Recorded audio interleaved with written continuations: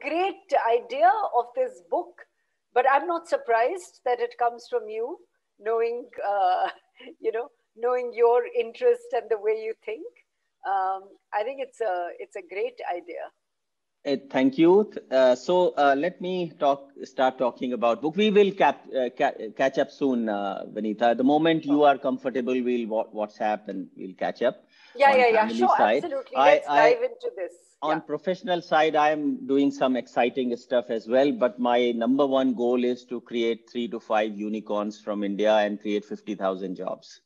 That's sort of my focus area, and that's what I'm working on. So we'll talk more there. But coming to the book, Vinita, this is culmination of literally thousands of people I have mentored over the years. I'm sure you have too. And the questions are very similar, whether they are students or they are early in professional career or later. Stages change, but questions are basically plus minus the same. So here I wanted to put it in a book form so that it can help a lot of people rather than only with me. So we are calling it right now, Achieving Meaningful Success Beyond Your Dreams. And I'll just give you a 2-minute summary of the book so you get a flavor for it. It will act like a life coach to our young people. That is a single line objective of the book. It starts with being goal driven. So you need to know what you want. And yesterday, actually, Anand's birthday was there. And I wrote to him a one-liner that I'll share with you that what did I say? Something to the effect okay, Preeti is here. Preeti is correcting me. Define the person you are proud of and become one. So that captures the book actually very well. Define what you want to become and then actually become one. So very well said. So that is what I wrote to him. So it's really being goal driven, and we cover the life goals as well as career, professional goals, etc. Helps with career goals as well. Then it goes in skills and achieving your goals through passion, excellence, mentorship, leadership, etc. It covers entrepreneurship as well for some young people to take up entrepreneurship. Then it goes in relationships and family values, which is very important. It should be based on something solid, and then giving back. So it's basically about 10, 11 chapters that cover this. Many of my mentees have given feedback how these techniques have helped them, and so that will be part of it. But now coming to people like you, about 6, 7, 8 people I want to interview who I admire personally. Thank you. And it's 100% those people, not going after names or something. It's really my list. Wow. And the people. I'm honored to be on your list, Vivek. I don't know what I did to deserve it, but I'm honored to be on the list. You told many of the things that you did, but I think a number of things which we can talk about. But you are on my admiration list, and other people who I have already talked to. I talked to Mr. Narayan Murthy about a week back. I'm talking to John Chambers, I think in 2 days. Nice. I don't know if you know, John has won Padma Bhushan. Yes. So he's a very pro-India person, and that is why I have chosen, because the book is targeting India. So he's always very excited. So he'll be part of it. You are part of it. Vani Kola, we have already interviewed. Rahul Dravid has been interviewed. Prakash Padukone has been interviewed. Very nice. And these people will go, for example, Rahul Dravid on excellence, Vani Kola on entrepreneurship, Ramesh and Swati on giving back. Your focus will be mostly on leadership, although we'll talk about some other things as well. So that is the idea, that these people get not only helped by what I am saying and the techniques and processes that I'm telling them, but they also get inspired by people like you and Narayan Murthy and so on, and know them a little better. And big on mentorship, I call that chapter 4 Gods. And these 4 Gods are inspirers, role models, mentors, and books. And so people like you can help them. I ask this question, Vinita, all the time. Who is your role model? and they don't have one. Who inspires you? And they'll pick a name which is just Sachin Tendulkar or some Amitabh Bachchan or something like that. Well, that's not going to really help you. It's okay to be inspired by them, but it's not going to help. So I think that is where people like you and Mr. Murthy and others come in. So that is the sort of context of the book. Any questions, Vinita? No, it sounds very fine to me, and I did go through, the Lovely. questions that you had shared with me and so on. Okay. So let's begin with questions. Sure. And Rachna, jump in whenever you need to. Although I and Rachna are on the same page, we discuss these things. Yes. So Vinita, first question: you have achieved phenomenal success in your life. What are the 3 factors you think contributed to your success? It was a very interesting question which you asked, and the 3 I come up with, the 3 most important. The acronym would be ACE. So let me start with A, which is attitude. Yes. I think, attitude plays such a big part in what we do, what we don't do, how we react to the circumstances around us. And the reason I say that is we can't control our environment, but how we deal with it makes the big difference. And I think that is a question of attitude. Do you come with a positive orientation or not? Are you cribbing? Are you seeing the glass half full or half empty? All of those things. And I can elaborate if you want me to on any of these. The second thing is, what I call curiosity. Okay. Lovely. And I think curiosity, to my mind, is really a healthy interest in many things. That's right. I have never been one right from school where it was, I only need to study well. So, I was a good student. I was amongst the top 5 in my class. I was never a topper, but I was, amongst the top 5. But what I also took a great deal of interest in was, sports and, theater and elocution in school. And, I've been very interested in the Indian classical arts. So, classical dancing, etc., etc. So I grew up in an environment where I was surrounded by a lot of, stimuli, if you like. And, to that extent, it also molded and shaped my curiosity. Makes sense. The E is really, striving for excellence. And it's a combination of the standards you put on yourself. Correct. And the hard work that you're willing to put in. Yes. To get to your standard of whatever you might call excellence, or I don't like perfection because as Salvador Dali said, don't even aim for perfection because you'll never achieve it. Never achieve. Yes. So I like the word excellence more than perfection, which really is quite simply put. Are you going to be satisfied with mediocrity? Chalta hai ki isse ho jayega. Or are you going to do that little bit extra? Yes. That will make a big difference. That's right. So to my mind, these are the 3. Fabulous answer, Vinita. I like ACE as well, and it is just beautiful. I completely agree with you. Attitude, curiosity, and excellence is about continuously evaluating yourself, improving, and so on.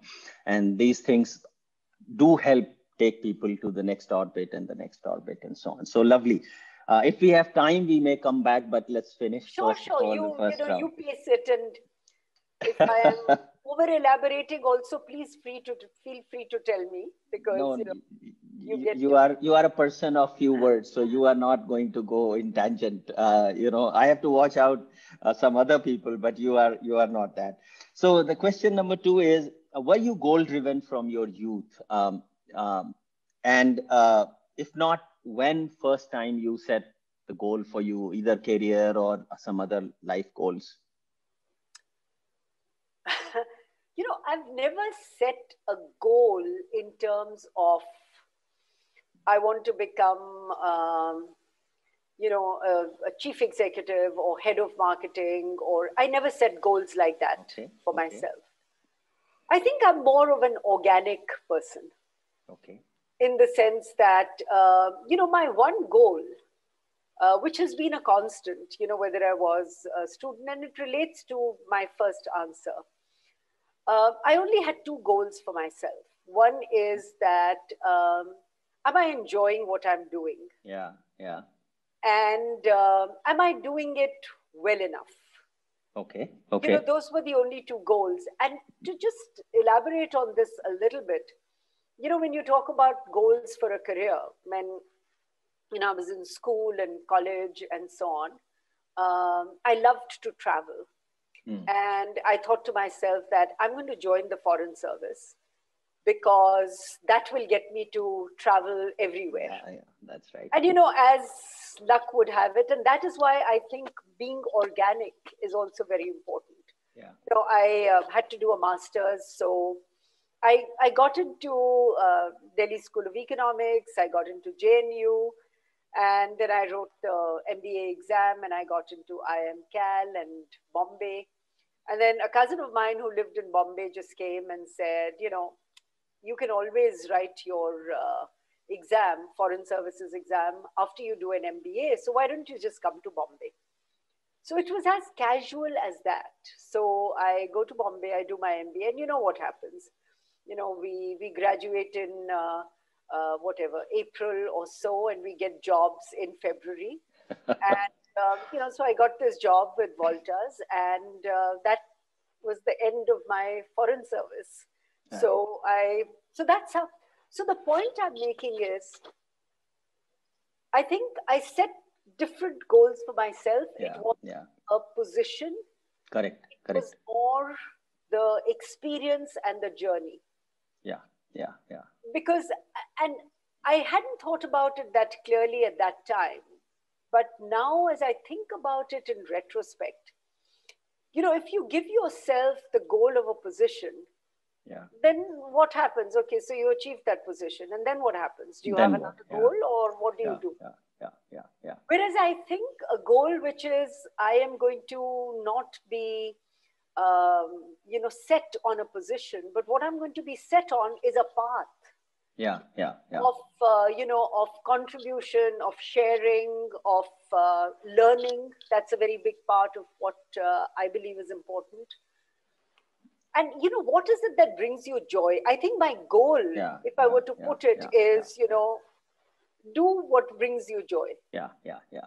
So I think you are coming from a different end. It's actually not taking you in tangent. It is taking you in the same direction. You are driven by passion. So you're enjoying what you are doing. You are developing the skill set. You are following the path of excellence, which is what you organically going bottoms up. And someone who can set goal that I want to be CEO will have to develop certain skills and so on. And that may drive that person to develop the skills. You are coming from bottoms up, that person may come from top down, but ultimately the result is same. You are developing the right skills that will make you successful. Right. I So think I couldn't have captured it better than Maya Angelou, who is somebody, a poet I admire greatly. When yeah, she said, success is liking yourself, liking what you do, and liking how you do it. lovely. Yes, yes, yes, yes. Everything is important. Yeah, exactly, exactly. Okay. So continuing on this path, to be equally successful in life, what were other important goals or things you wanted to do in your life and then you achieved them? Any example of that you want to follow? I mean, You know, art you said, and so many other things you said. yeah, so Vivek, two or three things, and I can add some more if you like. Again, I think if you look at it differently and say I'm more of an organic person, um, I absorb things around me, etc. So let me give you two very concrete examples. Terrific. So when I worked in Britannia, you asked me the question on nutrition. Yeah, I yeah, came back to India after 18 years. Did I know about the nutritional status of India? The answer is no. I came into this company and it was almost by chance. And I want to make another point, and you talk about leadership. okay. I think part of leadership is having your antenna up all the Up. time and absorbing all the signals and seeing what you can make of a signal that is coming to you. So, Britannia was a supplier to the World Food Program of the United Nations. Yes. And when I asked what we were doing, we were making calorie-dense and nutrition-dense biscuits that were supplied to the WFP. And whenever there is a calamity or a war and no food can reach, I see. Okay. Those are the packets of biscuits that are dropped. Okay. Okay. And I then chanced upon an article which talked about, the poor health and nutrition status of India. And I then met with this organization, which I subsequently ended up becoming the chairing. This is a Swiss foundation based in Geneva called the Global Alliance for Improved Nutrition. Okay. And, they talked about using micronutrient fortification, at least to address what is called hidden hunger, which is I might be getting enough calories, but I'm not getting enough of the vitamins and minerals, which are the micronutrients. Correct. That led to this incredible, insight. Not just, it wasn't just me, it was the entire group that I was working with in Britannia, where we said, if we were to take biscuit, which is a very pervasive food item, 90% of Indians consume biscuit. It may not be a Britannia biscuit, but they consume Correct. Chai biscuit is that's right. And if we could use biscuit as a carrier of micronutrients, what difference would it make? That set us off into, partnering with the Nandi Foundation, with Akshay Patra, etc., to add iron fortified biscuits to the midday meal that is served to children in school. And why children? Very simple. 70% of school going children are anemic. When you look at the midday meal, it caters to actually 120 million children. It is, for many of them, the only meal they get in 24 hours. And our study partner was the All India Institute of Medical Sciences. So this wasn't something that we said we'll do it in our backyard. We went to the best of the best study partners. We worked with them. We did, interventions. We did before the intervention, randomized controlled trials, etc., etc. And basically, to cut a long story short, what we found was that most of these children, when you measure iron as in hemoglobin, most of these kids came to school with an average of 8.5%, 8.5 hemoglobin. Hemoglobin, okay. 8.5. And we worked with the pediatricians in the All India Institute of Medical Sciences who said that they need 20 milligrams of iron. We created a new recipe. We gave it to them in the form of 4 biscuits, where every biscuit had 5 milligrams of iron, etc., etc. So we went through all the detail. And after about 100 days of regular consumption of this, guess what? That 8.5 became 11.5. 12, yeah.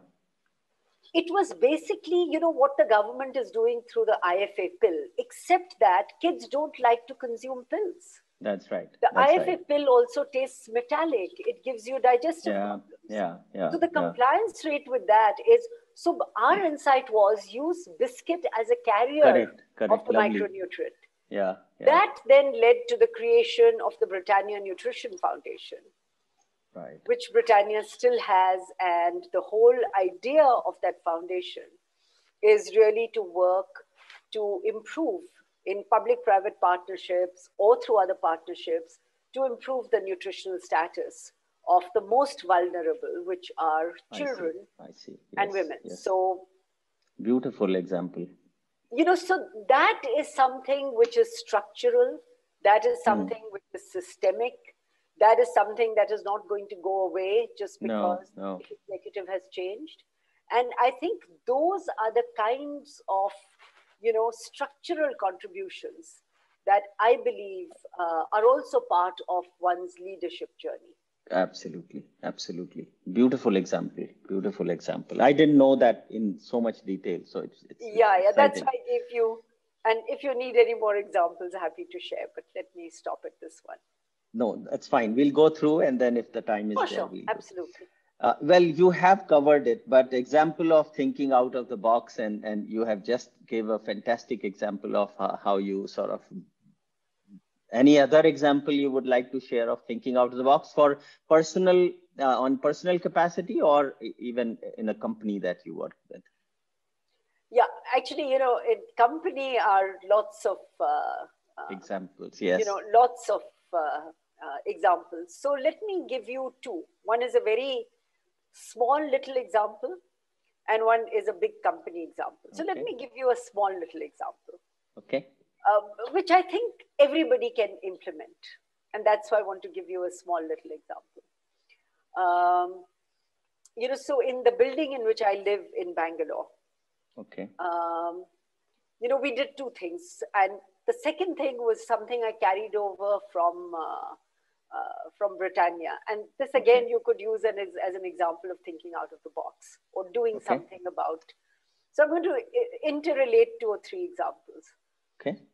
So, I came back to India after 18 years, and I came to Bangalore, which my memories of Bangalore was the Bangalore I had seen in the 1980s, the garden city. And I found this garden city had become a garbage city. Yeah. So Yeah. I spoke to a friend of mine who said, "Are you interested in seeing what happens with garbage in Bangalore?" And I said, "Yes." So I took 4 or 5 young managers from Britannia, and we said, "We'll go on a garbage trail." Okay. So 6:30 in the morning, we all, were dressed for the garbage trail. And what we saw changed me forever, in Mm. the sense that, you go and see a landfill. I don't know how many people have seen a landfill. It is a mountain of garbage that you Garbage. Yeah. think about. And we just go, and there are crows and there are pigeons. I mean, it's terrible, terrible. Yeah. Yeah. Then you go to the rag pickers colony, and you see how these young children are working in a toxic environment. Their nails are black. Their health Mm. is completely, they are stunted, they are wasted. Nobody is healthy in that. Mm. Mm. And then you Mm. say, and it's a simple thing like, if we were to segregate our garbage, Yeah. 95% of this problem is solved. I see. Okay. Okay. So we came back, and we were all quite quiet and quite influenced and quite stunned. And we said, okay, Britannia Gardens is going to be different. We are going to recycle the garbage we generate. And so what we did was we started segregation at source. This is well before any of the court judgments came with respect to Mm. segregation of garbage and so on. So it was very simple. We put in bins there. Food waste was in one bin, dry waste was in another bin, sanitary waste is in Mm. another bin. Mm. Mm. So Mm. all we did was we only sent out sanitary waste, which requires special incinerators. We Mm. worked with an NGO. We employed two of their women Mm. to actually come to Britannia Gardens. We paid them well. We gave them a very good work environment to further segregate the dry garbage into, Tetra Paks, newspapers, this, that, and the other. We created a partnership with Khadi Gram Udyog to Okay. recycle all our dry garbage and Okay. convert it into papers and envelopes and carry bags and so on, which in Wow. turn we used. We converted the wet waste into compost, which Mm. was used in our garden in Britannia Gardens. Correct. Also sold that compost to our employees, Okay. and the money we earned was put into a staff welfare fund. Beautiful. Okay. I extended that entire model to the building I live in Okay. Bangalore. Okay. And we do our own composting, we Mm. Mm. Mm. segregate. We took it a step further. One of the residents in the building said, "We have a nice garden." And we said, "Okay, we should get some more birds." And then the thing was, if we planted fruit trees, the birds would come. I So see. we planted fruit trees. Then we started getting fruit. So we get papayas and bananas and, Wow. passion fruit and stuff like that. So we put the same thing in. We said, okay, let's create a staff welfare fund, because the people who come to clean the building and so on are Correct. outsourced employees. Yeah. And should anything happen to any of them, We know that people in India fall into poverty for health reasons and so on. So when the bananas and the papayas are ripened, the manager sends a message saying, these are the items for sale. So people say, okay, I'll buy bananas, I'll buy this. We have collected tens of thousands of rupees on that. Wonderful. We had one of our employees who needed to undergo surgery, and that staff welfare fund came into very good use, to give that. So it is a virtuous model that works for all. The residents get fresh fruits and vegetables. Yeah.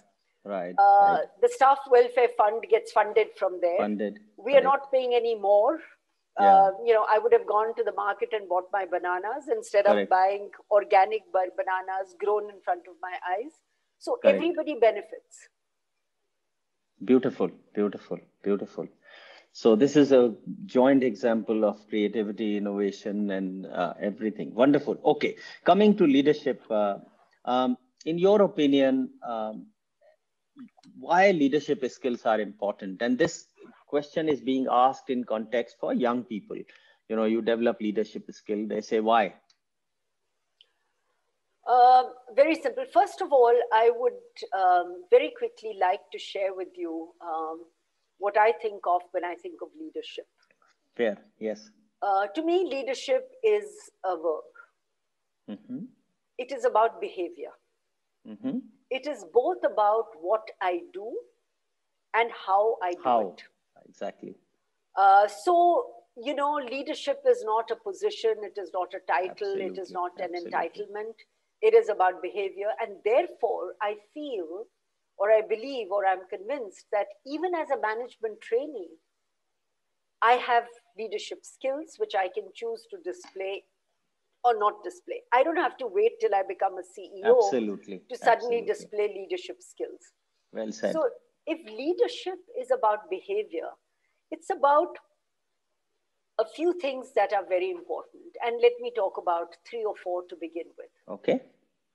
I think leadership is effective leadership. Let me also qualify. Effective leadership is, first of all, I think about being self-aware. I think effective leaders are people with a high degree of self-awareness. Correct. Absolutely. The second skill or competency of leadership, I feel, which is very important, is empathy. Correct. And it is empathy not just when it relates to, and empathy to my mind is how I relate. Correct. It is how I relate to people, how I relate to the environment, how I relate to the tree outside my window that I don't think twice about cutting down. Because if I related to the tree, I would think about the oxygen that that tree is giving, not just me, but everybody else. Correct. And I would think twice about cutting it down. Correct. So I want to elaborate on empathy. It is not just empathy with people or with animals or whatever. I think part of leadership failure in our century is climate change, where nobody really paid attention. Everybody said, okay, if I do this little thing, what difference is going to make? Not realizing that any tree cut anywhere in the world is making a big difference to all of us. That's right. So the self-awareness, empathy, and part of empathy, or you can take it as the next competency, is good listening skills. Yeah. I think if leadership is about transformation, which I believe it is, and transformation sounds like a very big word, but to simplify it, the way I think about it is that, am I making this place, whatever this place is, it could be a school, it could be a university, it could be a company, it could be an NGO, am I making this better than what it was? Correct. And am I doing it in a manner that is inclusive? Yeah. And that is going to be sustainable and enduring. Correct. It's not about doing something now which will look and sound very good, but it is detrimental for the future. Correct. And therefore, leadership is, really about that thing of empathy and care. I mean, I'm Yeah. using different words to describe No, that's fine. the same Yeah. thing. I think leadership is also about the ability to envision the thing that you want to create. Correct. Correct. You know, Correct. so if transformation is about change, Correct. then I have to have some picture in my mind of the change I want to create, Want to create. of Yes. what should happen, how things should happen differently, etc. And That's right. you may get there, you may take some detours in terms of getting there, but at least there is And something. end state. Yeah. Yeah. Yeah, there Yeah. is an end state that you're looking at. And I Correct. think last but most important and not least, and I'm going to use a bunch of different words, I think it's about operating with integrity, Mm-hmm. Mm-hmm. being authentic, Correct. and really displaying good judgment and character under duress or pressure. Correct. I think those, see, because, you know, what the choices you make become relevant only when you have a choice. That's right. I can get something done in a very expedient manner by Yes. paying Yes. somebody money, or I can wait. It'll take longer, it'll take more work, but I'm going to do it the right way. Now, that is a Yeah. choice. Yeah. Yeah. And what determines that choice? I think that is where your individual, integrity, authenticity Correct.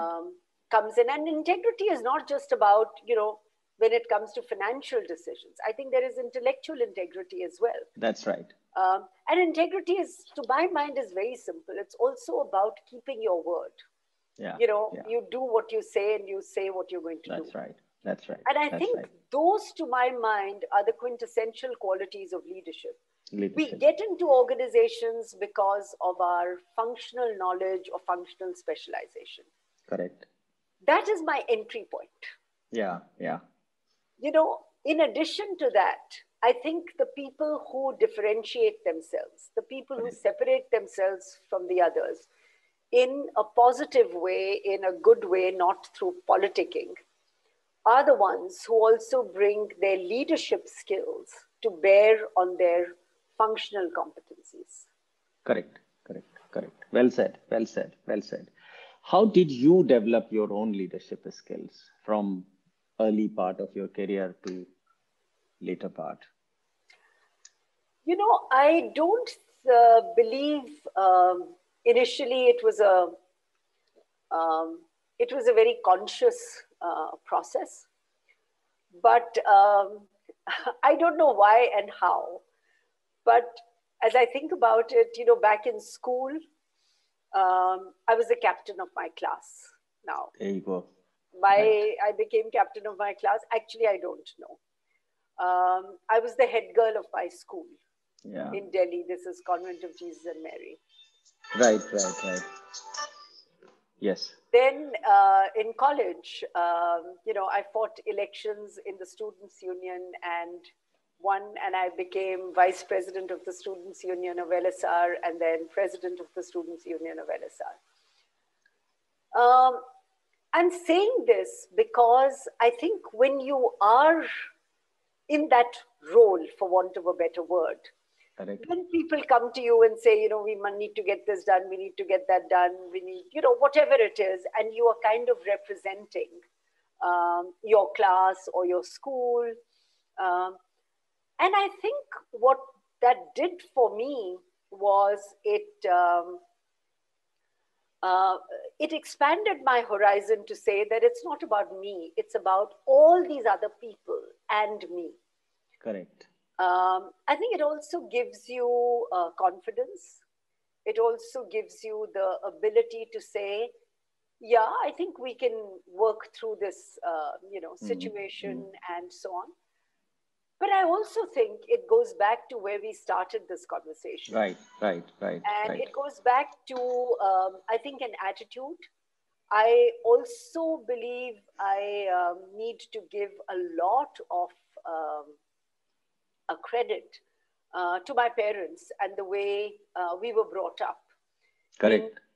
in a home that was very liberal, where children could voice their opposing points of view to parents and would not be scolded for it. Yeah. So it gave us all, huge reassurance to kind of be ourselves, to express our views. And I think it happens in small steps, Yeah. and Yeah. it happens gradually. Now, when I'm talking to you, I'm thinking back. But when it was happening, was I You thinking didn't about it? realize it. Yeah. Yeah. I absolutely was not. And then, when you take greater responsibility and you do something well, that utsah to do Correct. Correct. even Correct. more. Correct. Correct. So Correct. I think in many ways it is a self-reinforcing loop as well. Correct. Correct. So I think your home environment and that started developing some of these skills, and then that's why you were selected, by the way, as a class captain or whatever. You must have shown something to other people to select it, and then you continued to build that. And I think if you are excellence driven, many of these things happen automatically. That's And your one inherent. other thing I would say, which you made me think about, is that you know, I um, I never think that anything is not possible. Yeah. Yeah. So when somebody says, okay, here's a situation, do you think you could, my first response is yes, because, then Yes. that gets my adrenaline going and say, okay, how do we solve this problem? Or how do Right. we Right. Right. attack that? Right. I don't have the answers, and I'm very clear. Yeah, yeah, I yeah, don't have the yeah. answers, but I think part of leadership is also recognizing what you can do and what other people can do, That's right. That's right. and That's right. co-opting and including all of those other people into finding the solution for whatever you're finding the solution for. Correct. Correct. It could be Correct. as Correct. simple as how do we recycle garbage. It could be as complex as how do we grow our top line, and what are the new areas to be addressed. Right. Right. Right. You will enjoy the chapter of passion in the book because all the leaders or successful people or people who have achieved excellence like Rahul Dravid and all, they all are very passionate. And Of course. actually, there is a science behind passion. How it takes you from an ordinary person to makes you into a superhuman being. You will read I'm that, and sure I then will. I'm yeah, sure I you will see the link there how this happens will. because there is a science behind that as well. Okay, lovely. Role of role models or people who inspired you or mentors in your career or life. So I've never had one role model. Yeah, none of us I do. Yeah, have had many role models. And, for me, the role model was not a person, but the role model was a behavior. lovely. Okay. Um, so I'll give you a Yeah, story. please give example or So story. I'll Yes, give you a story. So, I talked a lot about empathy. correct. So I had an aunt in Delhi, Okay. who they were okay. They were, through after the partition, they came to India. They were okay. They were not very well off. I mean, they were Mm, okay. They were lower mm, middle mm, class. mm, mm, But this aunt of mine was loved by everybody. So I'll give you mm. one small example of what she used to do. And now I'm dating myself. We used to have these milk booths. It Okay. was called the Delhi Milk Scheme booth. Yes, yes, And yes. milk used to come in glass returnable Correct, bottles. correct, And you correct. had to go to the milk booth to pick up milk. So what she used to do in the summer when it is, June, May, Mm, June, July mm, is really dreadful in Delhi. And there used to be these men or women sitting in the booths mm. waiting for people to come to give them milk. Correct. She would fill those returnable bottles that she was taking to the milk booth with Mm. cold water.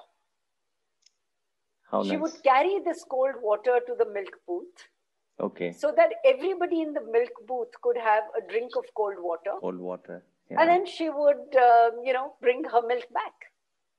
How nice. Now, who told her to do this? Why? There were Yeah. so many people, I think she was the only one. who thought of it, and then she actually started a trend. Yes. But I think that is, so for me, this was, oh wow. Yeah. So it is, so I admired Her. her empathy in this Correct. case. Correct. Correct. There were a lot of other qualities about her I admired, but I'm just giving you this. Then, I was also fortunate enough to live in an area in Delhi where there was a wonderful school of Indian classical music and dance. Okay. And some of the greatest artists of India, Pandit Nikhil Banerjee, Ali Akbar Khan, Ravi Wow. Shankar, Hirabai Barodekar, Girija Devi, Manilal Nag, I can name many. Okay. Used to come there, and Nikhil Banerjee, when he came from out of town, used to stay there. Okay. So Nikhil Da, as we used to call him, used to get up early in the morning to do his riyaz. Okay.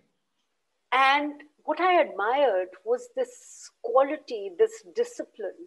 Yeah. Of, waking up at 5, and there would be times when we, as kids, getting ready for school, woke up in the morning to the sound of this beautiful riyaz of the sitar. Yeah. So, when as kids, we were meeting these artists, and again, I realized this many years in retrospect. What I admired about each one of them was the standard of excellence they put upon themselves. Yeah. So that was another role model. Then there are role models who I never met, but who I got to know through the books I read. Yes. So, another huge person who influenced me greatly was Madame Curie, Marie Curie. Okay, yes. And, I read her autobiography when I was still in school. And this whole thing of, wanting to understand the principles of chemistry and then physics. Right, and that curiosity and that innate ability. And there are so many of them. Right. So that was another. So the excellent examples, role models and people you admire don't have to be someone big. I think that's a very important point people need to learn. They can learn from anyone, and that's very important. And the book you highlighted, and you don't have to meet I put that into people who inspire you. Yeah. Because they are not there, but you can read their books. And book is one of the gods that I talk about. A book could include now the YouTube videos and the TED Talks and so on. But yes, we are 1 minute exceeding Vivek, can the you time. just give me 1 second? Yes, please. 1 second. Yes, 1 second. Sure. 1 second, Vivek. Hi, Kiran. Can I call you back? Huh? I'm just finishing a call. Huh? Okay. Yeah. So sorry. I'll ask just one last question to finish it off. Any message for our youth? And youth could be defined as 20 years old to maybe 35, 40 years old. Yeah, I think the message I would give is that look at your life as the opportunity, to change things, not just for yourself, but for your family, your community, for the society, for the world, for the planet we live in. And you can decide what your sphere of influence is going to be. Don't wait for someone else to do something. Sometimes, we are both leaders in situations and followers in certain other situations. That's right. Don't be afraid to lead and never be afraid to follow if you believe that what is being done is the right thing. Right thing to do. Beautiful. And, I would say that you don't have to have the answers, but be smart enough to know where to go looking for the answers. Correct. Which means that, be inclusive and things like that. The only other thing is that, if I am 20 and I look at the world I'm in right now, and I look at all the good things the world has to offer, I look at the not so good things that the world is doing, and you have to decide what is the world that you want to inhabit, and what is going to be your individual responsibility in making that difference and that change. Lovely, lovely, lovely. Just in last 10 seconds, any one book you will recommend for our youth? It's a tough one always because you have to say one. You can say one or two, doesn't matter. But As I said, the biography of Madame Curie, written by her daughter, okay. fantastic. Okay. There's a second one, completely different. Again, someone whose excellence I have admired, but she comes from, a very different field, is the opera singer, Maria Callas. Okay. Wonderful, Vinita. I have exceeded time, so I'll No close problem. it. I could continue to talk to you like this for much more time, but thank you so much. And Rachna, any question you have? We have talked about a lot of wonderful things. No, thank you. It's been wonderful talking, and I'm so glad to make acquaintance with you. Same here, Rachna. Thank you. And if you need anything else, you know where to get me. We'll bug you, but I'm sure your contribution will make a difference to lots of young people. That's the whole idea of the book. Yes. I hope so. Thank Thanks you, so much, Vinita. Vivek. Thanks, and we'll connect. We'll connect Yeah. and we'll catch up. Thank you. Sure. Yeah. Okay. Bye-bye. Bye.